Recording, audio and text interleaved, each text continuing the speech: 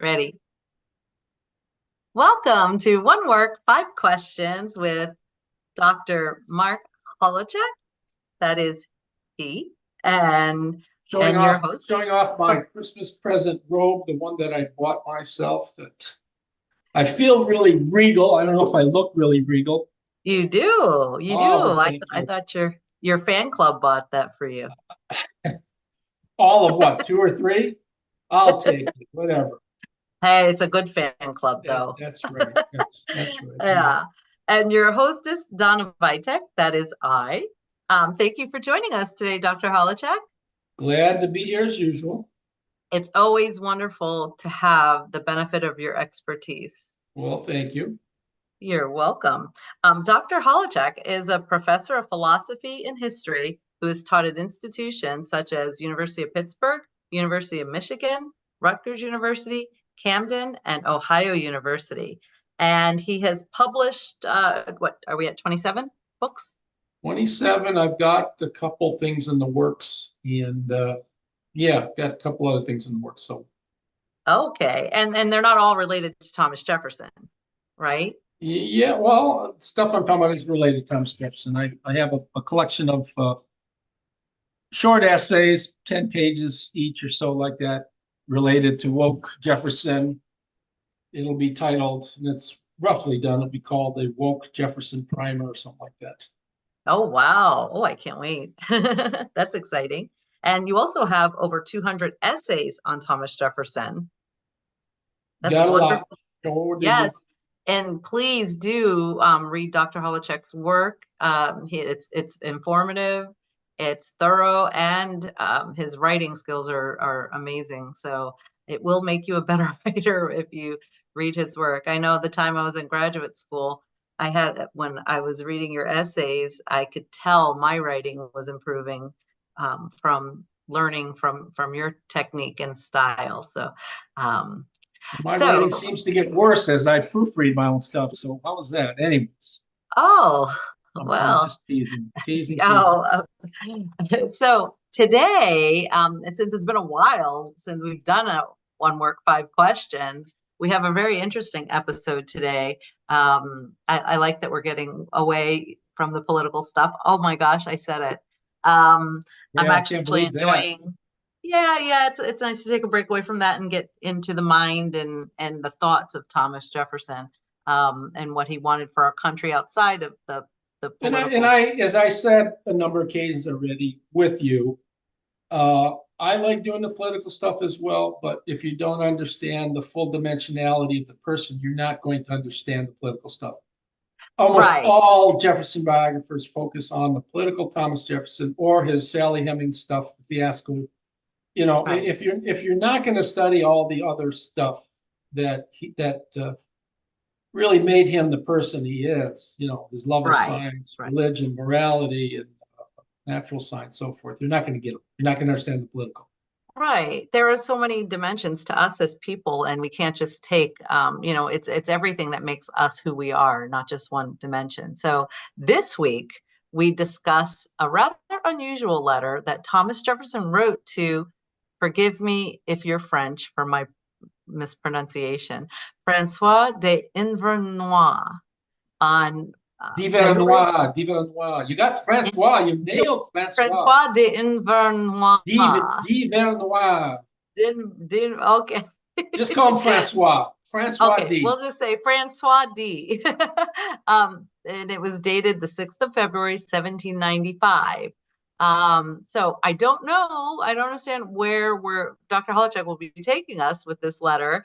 But I was asked to focus on Thomas Jefferson's thoughts on a national university, which is an interesting idea. As we were discussing prior to the show, I was thinking, what difference would a national university make as opposed to what we have today? We have our state universities. So there was a possible transplantation of one of the world's foremost institutions at the time, the University of Geneva. Um, In so Switzerland. yeah. So I can't wait. I'm Donna Vitek, and this is One Work, Five Questions, episode 71. Wow, With the 70. berobed Dr. H today. I don't know if there's a word like berobed, but I'm making. Oh yeah. Okay. Does that mean you're taking off your robe at the end of the No, show? no, it's not derobe, but Oh, berobe, like oh, benighted, like oh, befuddled, okay. bemused. I need to turn up my volume. I thought you said deer. I'm like, whoa, this show's getting risque. I Okay, think so that's question, scaring a lot of people away. You never know. Maybe or not. I don't know. maybe I think your fan club would actually increase. Okay, question number one. Who is Francois D'Ivernois? Uh, D'Ivernois was, I'm not going to say much about because I don't know a lot, and it's not necessary to say too much about him, just enough to get the ball rolling. He was a French economist. He was a French-speaking economist, Swiss economist, I'd say. Uh, a Genevan ambassador, a politician who championed some of the same values that Thomas Jefferson championed: equality, liberty, right, small government. He was an essayist. He was an Anglophile in the sense that he preferred British to French culture, only insofar as he was worried about the Napoleon rise to power in French autocracy, Napoleon's autocracy. So he sided with the rise of Napoleon with the Brits. In some sense, that got him in trouble with the French people at the time and so forth. So, yeah, and of course, he, as an ambassador, politician, and so forth, he is a champion of the University of Geneva. So that's going to be the focus, the University of Geneva today. Okay, wonderful. Question number two. What's going on here? You wanted to focus on Jefferson's discussion of the University of Geneva. It's not all clear what is going on in this letter. Can you explain that to us? Yeah, D'Ivernois writes this massive letter to Thomas Jefferson in French. It's 3,276 words. Today, when we type on a computer sheet with double space, 1-inch margins, 12-point font, usually we can get a roughly 300 pages, maybe 300 words, maybe a page. So this would be equivalent to like an 11-page letter if you typed it all out, which is Wow. a short essay. It's a very long letter. And so it concerns, as you said, transplantation of the University of Geneva to the United States. And part of this is written in 1795, is it? What date do we have for this? Let me look at it. Yeah, it's February 6, 1795. 95, yeah. February 6 is a very, very important date in the world. It's when I was born, by the way. Anyways, got my black point. If I had a blue pointy thing, it would match my robe. No, I don't. I have a black one. That's it. I have to get a blue pointy thing. Anyways, so what's going on here? Jefferson writes in the letter, let me read here. He goes, "Your proposition, however, for transplanting the College of Geneva to my own country was too analogous to all my attachments to science and freedom. The firstborn daughter of science, freedom is the firstborn daughter of science, not to excite a lively interest in my mind in the essays which were necessary to try its practicability. This depended altogether on the opinions and dispositions of our state legislature, which was then in session." Jefferson at the time has retired from he's in his second year of retirement from Secretary of State in the Washington administration. And he's probably not the perfect person to whom D'Ivernois should write, because he's not engaged in politics at the time. But nonetheless, it's an important letter. And he realized Jefferson is an important person when it comes to educational reform. So he writes Jefferson to hopefully transplant the University of Geneva. And Jefferson says, "I immediately communicated your papers to a member of the legislature." I think that was Wilson Carey Nicholas, his longtime friend, whose abilities and zeal pointed him out as proper for it, urging him to sound as many of the leading members of the legislature as he could. That's a misplaced place participial phrase. Thomas grammar's a little off here. And if he found their opinions favorable, to bring forward the proposition. But if he should find it desperate, not to hazard it, because I thought it best not to commit the honor either of our state or of your college by an useless. I like that. Useless starts with a U, and we always say a useless. In his day, it's an useless, because, and that's the way we should still, but an useless act of éclat, right? It is not till within these 3 days that I've been in an interview with him and a common proceeding. So he's considering, bringing, the notion through his friend who's involved in political matters to be entertained in the U.S. Congress at the time. It's an interesting proposition for Thomas, because Thomas Jefferson's always interested in education, and University of Geneva is one of the foremost institutions of its kind in the world. So wow. The idea, Jefferson, part of him is salivating at this notion, bringing over these esteemed scholars and scientists to the United States. So it's a very exciting proposition for him. You can't tell by the letter. Yeah. I was a little confused reading it, which direction it was going. I like a beginning, middle, and I like closure. Yeah, but that's not how letters at the time were written. Yeah. I mean, often, especially for people who communicated often, right. What happened is someone might write a letter. How are you doing? First thing they always say is, I received your letter or letters from blah, blah, blah, the dates. And then all the items that were open for discussion in the prior letter are addressed in the other person who's responding. Right. So it's customary for there to be 2, 3, 4, 5, sometimes 7, 8, 9, 10 subjects to be discussed in a letter. So you can't quite get closure in a letter, right? We today type a short email or a text, and we cover one item at a time, so you can get that closure and stuff. But that wasn't characteristic of the time. Right. Yeah, and I can see why, with only having carrier pigeon. I don't think they had cell phones at the time. Yeah, or texting. They couldn't. Look, I just learned how to text this year. Right? Can you imagine if Thomas Jefferson, the text that would have been flying between him and John Adams and Alexander Hamilton? Wouldn't that be funny for a new version of the real Thomas Jefferson? Jefferson would have loved living today in many respects. He would have been turned off by the political bickering, but that existed in his day. He would have absolutely loved to see computer technology, the notion of cell phones, the quick communication.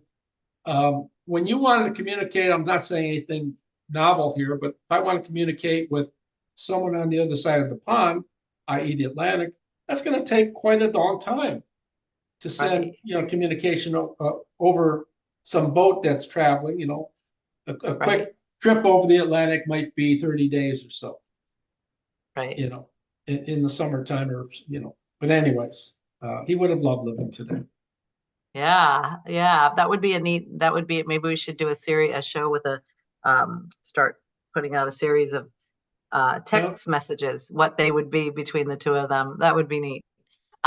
Question number 3, can you explain the desire for a national university? What is at stake here? How would a national university differ from other schools?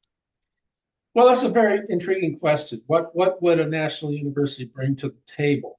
All I can do is, Jefferson was not at the forefront necessarily of talking about and pushing forward this notion of a national university.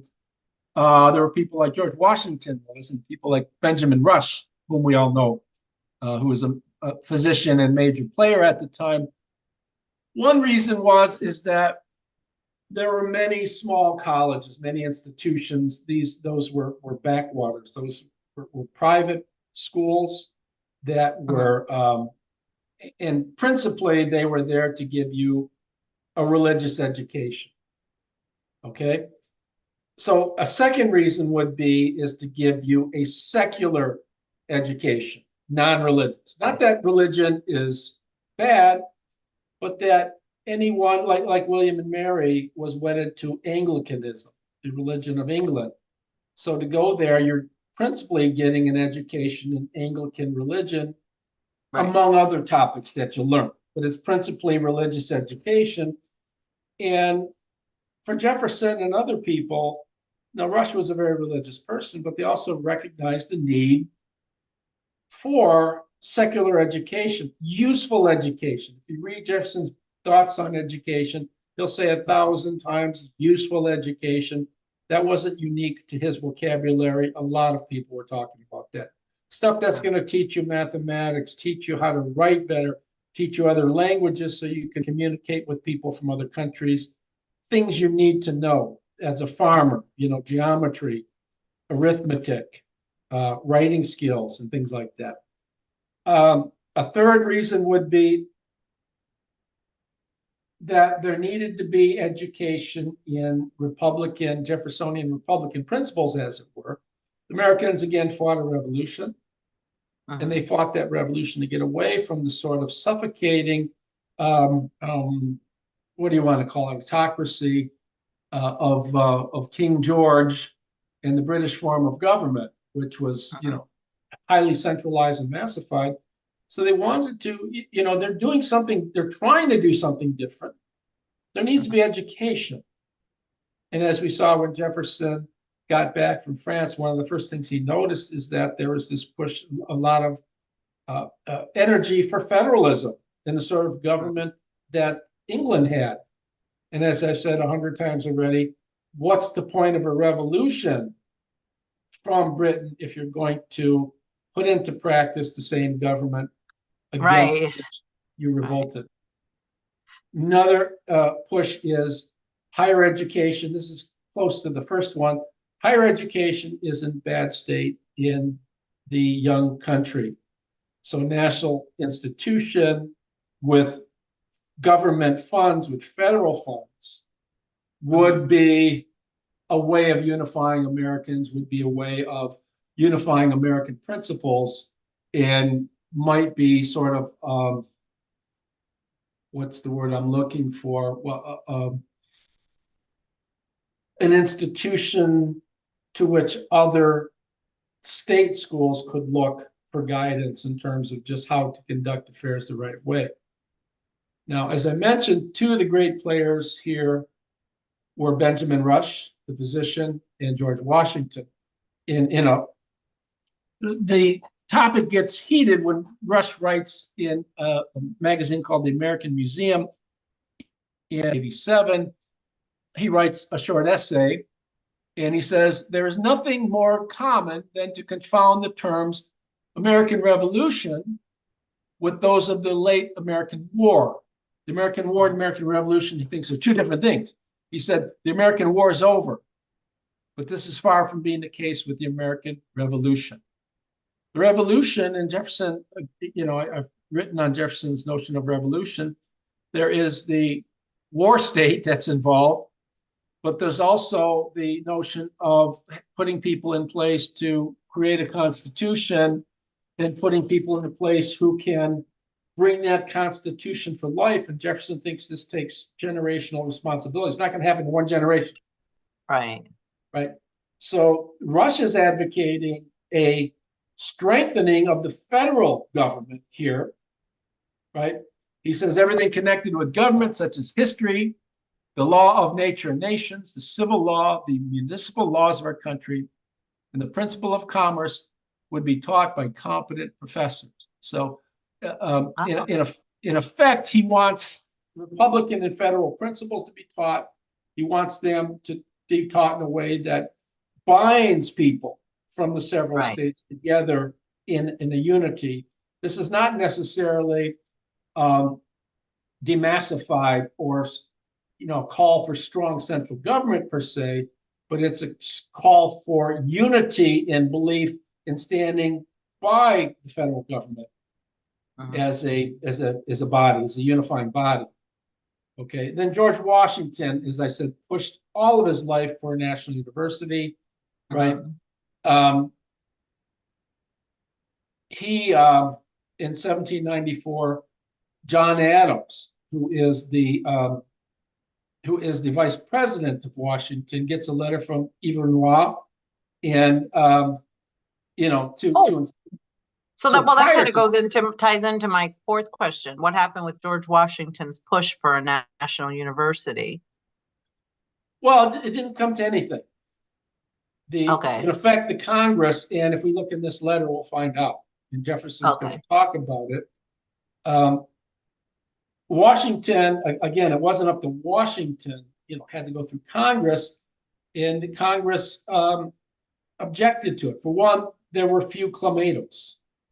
Clamatos are dollars or Benjamins. I call them clamatos. I have no idea. Oh, okay. I But thought there it were was few. related to a tomato.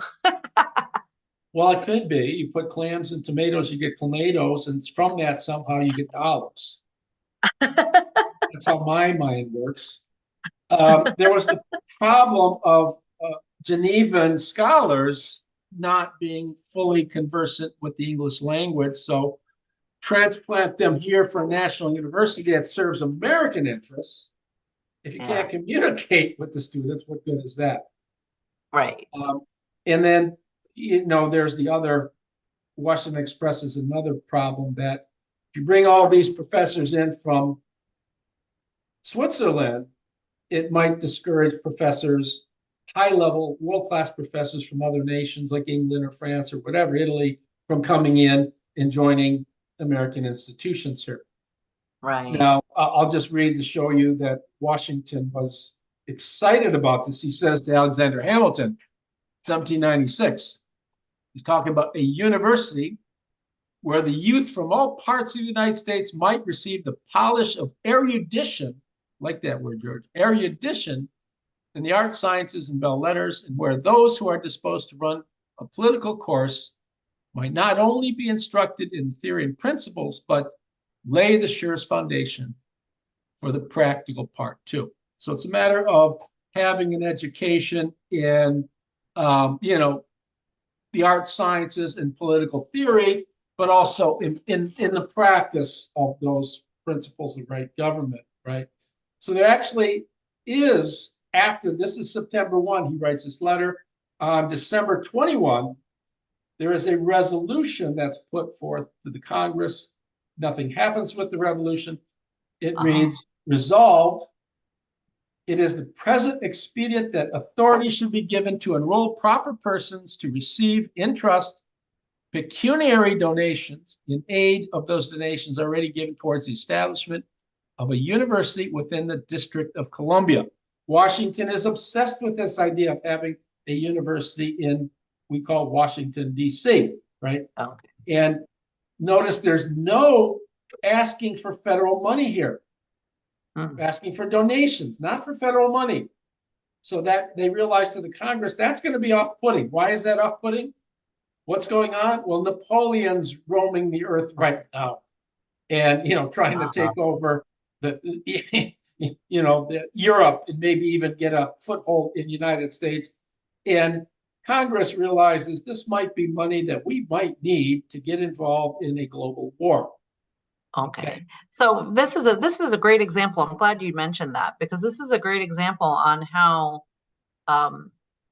globally how we're all connected. Because if that hadn't been going on with Napoleon, things may have gone differently with the National University. So we are all, everything we do is interconnected with other countries and yeah, not as much as this today, obviously.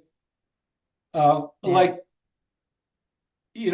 Republicans in the Congress are averse to giving money to the war in Ukraine. They voted against that recently. But nonetheless, like it or not, everything has a trickle-down effect and it affects every other country. Yeah. Everything. Yeah. What's going on between Israel and Palestine, what's going on Russia and Ukraine, all these things. It's hard, to say, okay, this doesn't involve us. The question is, to what extent do we want to get involved in other affairs? Right. Do we do so to such an extent that we cripple ourselves?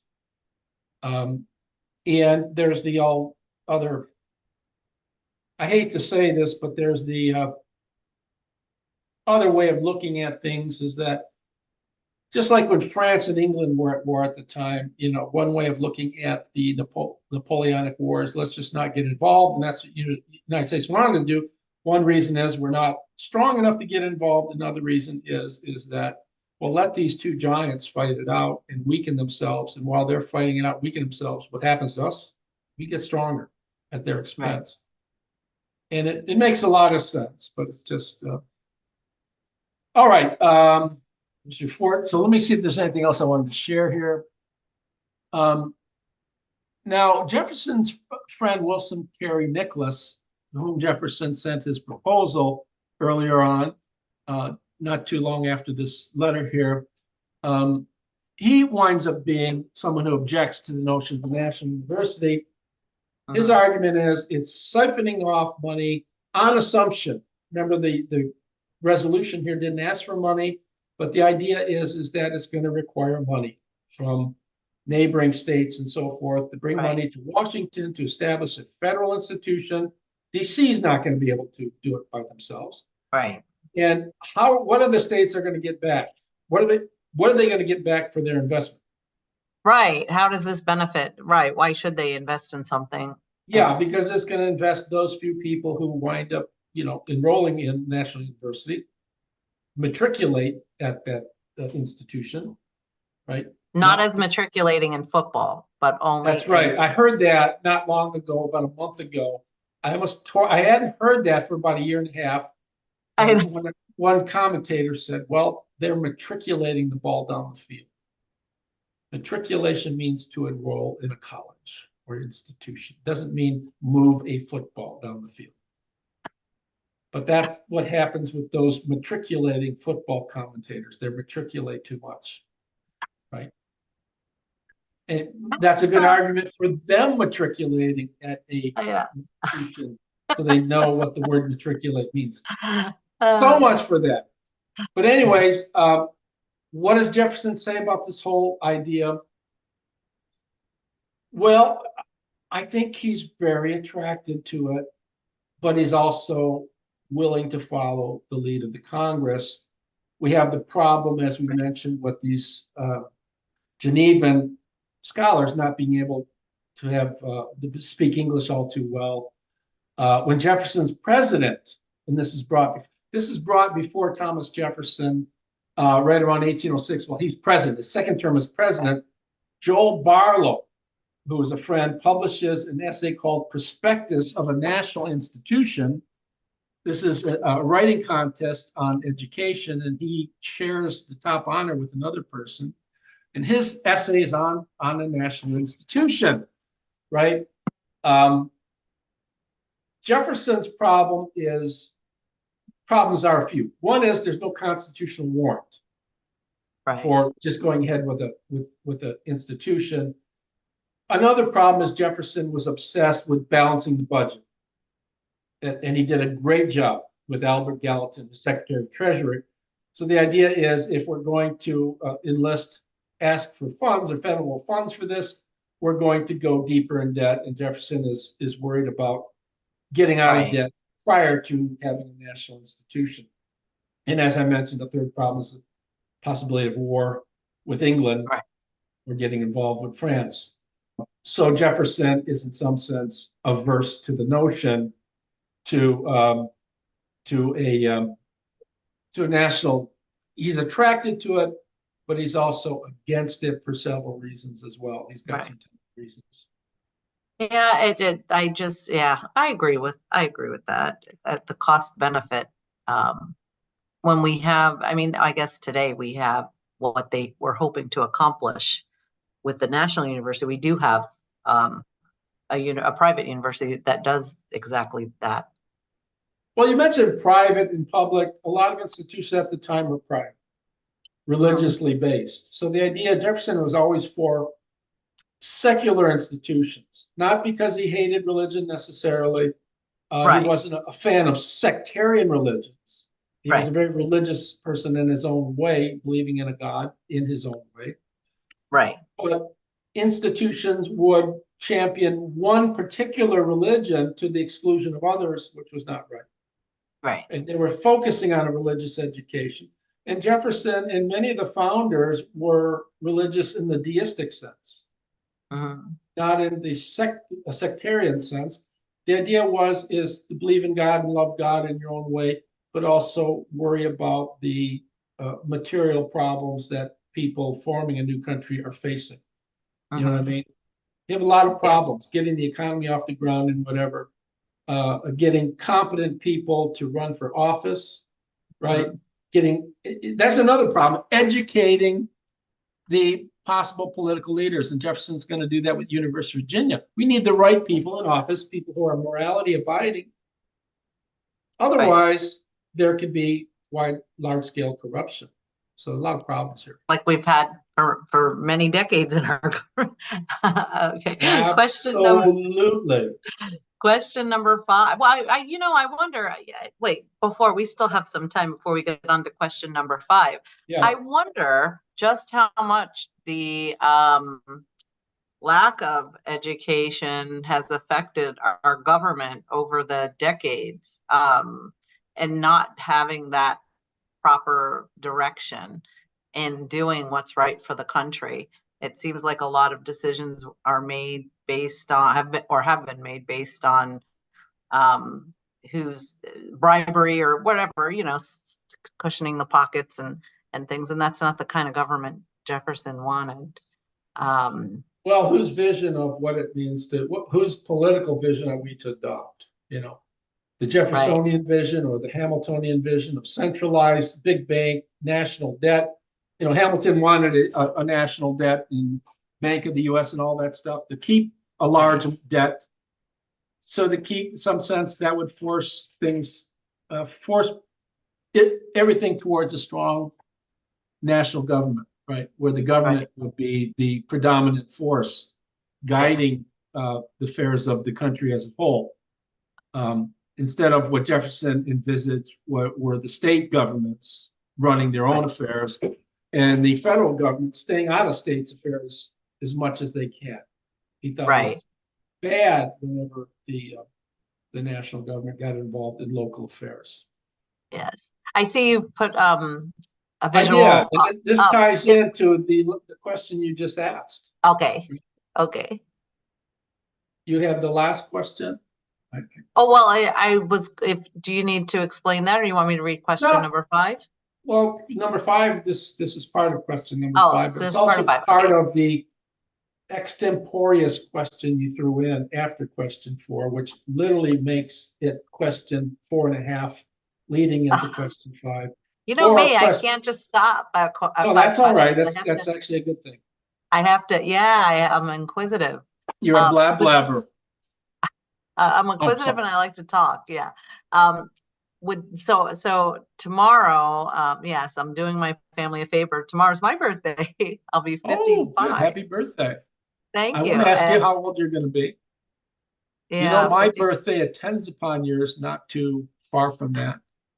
I gave you a hint when that is because we talked about the letter from D'Ivernois was on February 6th. I said that's a very important date. That's when I was born. So happy birthday. I hope you have a great birthday insofar as you can. That's on a Sunday. I'm going to do everyone a favor and disappear so they don't have to listen to me talk. Oh, I think they would miss you greatly. I think they would. I would miss you. Well, let's test it and see. Well, then maybe disappear just for a day and have some fun. That's all I was talking about. Just for a day. Go out and have some fun. Yeah. Question number 5. Would this project not have been at odds with Jefferson's purchase of states' rights? Would it not have championed centralization and governmental massification? Yeah, I include this part here in a sense because I did some reading on Jefferson's notion of a national university and the notion of Rush and Washington and how they pushed for that, and other people as well thought it was a great idea. A lot of objections were centered on the notion that this was just an excuse to work towards big government, what I call massified, to make more massive the government, massified government. But I want to look at the chart. Jefferson and I are much alike in one neurotic sense. Jeff, are you just you got to get on and you got to be here. Oh, so you're like Jefferson. You have 4 legs, and well, no, I'm talking about the ex-president here. Okay. We're alike too. We're both a little thick-headed, but Jefferson has had a profound love of mathematical geometrical symmetry. I do too. I talked to you about that. I obsess over symmetry. When I've been lifting weights for many decades, and my workouts, I always do 3 sets when I'm doing something. I can still do quite heavy amount of weight, and I always have to have things 3 sets, and then I have to, my first set is close to a max set, and it needs to be divisible by 3. Like today, I did hyperextensions. When you run hyperextension, you bend your back and your head down here, and you bring it back up, and you lock your feet in. And I had 100 pounds dangling from my neck, and you bring up the 100 pounds. I did my first set with 36 reps, with divisible by 3. The next set, I do 24. My last set is 12. 12 times 2 is 24. I mean, you add 12 to 12, you get 24. You add 12 more, you get 36. So increments of 12. And I was working before I was doing 35, 25, and 15. I'll tie this into Jefferson somehow. That just didn't work with me. You have 2 minutes to do it. All right. 35, 25, 15. Well, 35 is not divisible by 3. 25 is not. 15 is. That was working physically, but it was driving me nuts. Jefferson must have the champion, if you could see my thing. He was always a champion of state, of ward funding. Wards were like small counties, elementary schools, ward schools. The champion wards, right? And then there would be numerous wards within a county. And at each county, there would be a college, what do you call the college grammar school? You'd focus on it, on studying languages.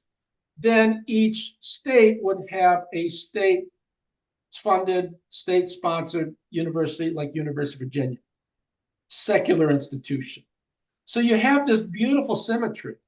But for Jefferson, there are 4 parts. You have wards, counties, the state, and the nation. And if you have a school functioning at each level, that's why I have National University in red, isn't it sort of theoretically tempting to have a national university as a capstone? Jefferson had to love that because it was theoretically appealing, right? Otherwise, you take that away, there's a void. And I think he would have been, uncomfortable with that. So maybe he should have made the University of Virginia, and like instead of having it University of Virginia, make that could have been the national university. He did. Oh.